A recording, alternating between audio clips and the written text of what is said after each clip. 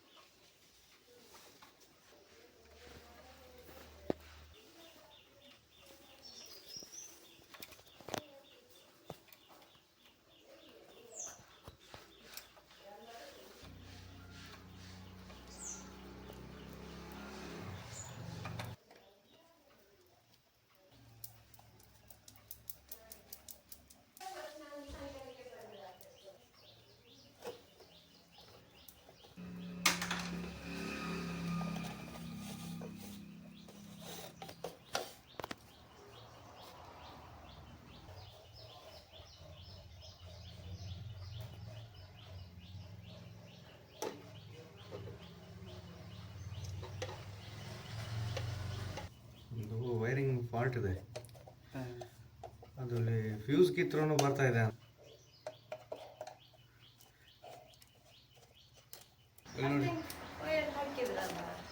ಇಲ್ಲಿ ನೋಡಿ, fuse ತೆಗೆದ್ರೂ current ಬರ್ತಾ ಇದೆ. ಅಲ್ಲಿ ಅಲ್ಲ, ಅದು ನಿಮ್ಮದು ಎಲ್ಲೋ ಏನೋ ಇದಾಗಿದೆ ಕಂಬದಿಂದ.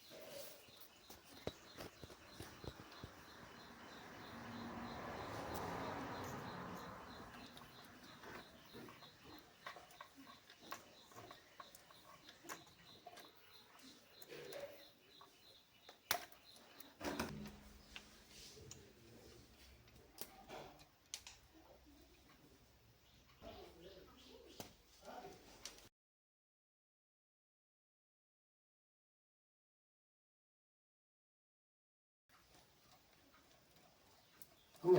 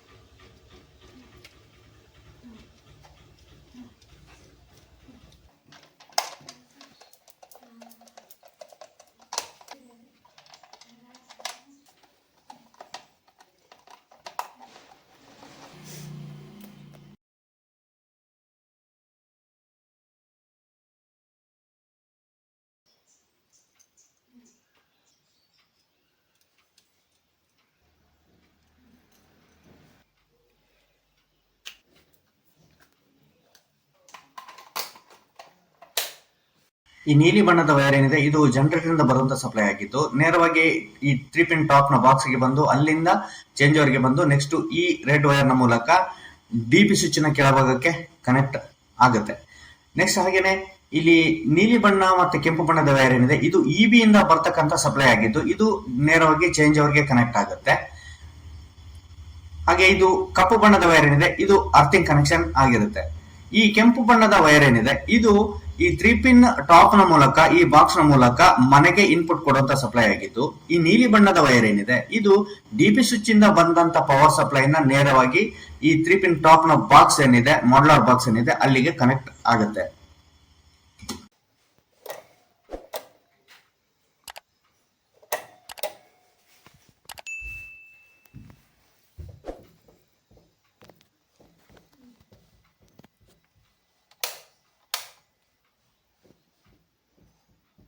ನೋಡಿದ್ರಲ್ಲ ಸ್ನೇಹಿತರೆ, ಇದಾಗಿತ್ತು ಇವತ್ತಿನ ವಿಡಿಯೋ. ಈ ವಿಡಿಯೋದಲ್ಲಿ ಚೇಂಜ್ ಓವರ್ ಸ್ವಿಚ್ ಯಾವ ಥರ ಕನೆಕ್ಷನ್ ಮಾಡೋದು, ಹಾಗೆಯೇ UPS ಕನೆಕ್ಷನ್ ನಾನು ಯಾವ ಥರ ಮಾಡೋದು ಅನ್ನೋದನ್ನ ತೋರಿಸ್ಕೊಟ್ಟಿದ್ದೀನಿ.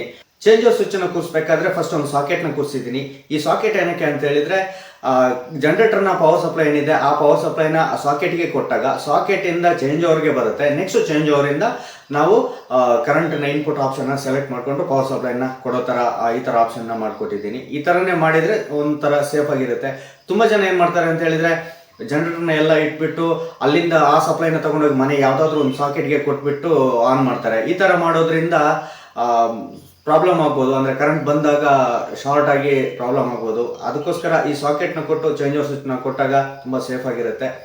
ಈ ವಿಡಿಯೋ ನಿಮಗೆ ಯೂಸ್ಫುಲ್ ಅನಿಸಿದ್ರೆ ವಿಡಿಯೋನ ಲೈಕ್ ಮಾಡಿ, ಹಾಗೆ ವಿಡಿಯೋನ ನಿಮ್ಮ ಸ್ನೇಹಿತರುಗಳಿಗೂ ಕೂಡ ಶೇರ್ ಮಾಡಿ, ಅವ್ರಿಗೂ ಕೂಡ ಒಂದು ಮಾಹಿತಿ ಗೊತ್ತಾಗುತ್ತೆ. ಹಾಗೆ ವಿಡಿಯೋ ಬಗ್ಗೆ ಏನಾದ್ರು ಹೇಳುವಂಥ ಮಾಹಿತಿ ಇದ್ದರೆ ಕಮೆಂಟ್ ಮಾಡಿ, ಸಬ್ಸ್ಕ್ರೈಬ್ ಮಾಡಿ, ಸಪೋರ್ಟ್ ಮಾಡಿ. ಮತ್ತೆ ಸಿಗೋಣ ಇನ್ನೊಂದು ವಿಡಿಯೋದಲ್ಲಿ.